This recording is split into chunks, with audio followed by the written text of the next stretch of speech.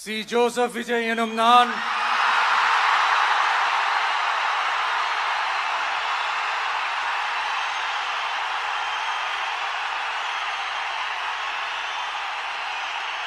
சட்டப்படி அமைக்கப்பெற்ற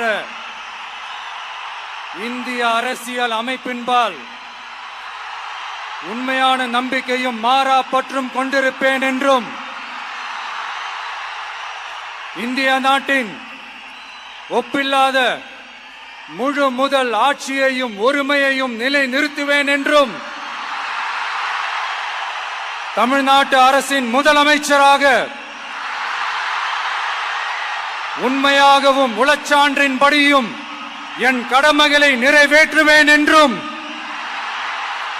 அரசியல் அமைப்பிற்கும் சட்டத்திற்கும் இணங்க அச்சமும் ஒருதலை சார்பும் இன்றி விருப்பு வெறுப்பை விலக்கி பலதரப்பட்ட மக்கள் அனைவருக்கும் நேர்மையானதை செய்வேன் என்றும் ஆண்டவன் மீது ஆணையிட்டு உறுதிமொழிகிறேன்.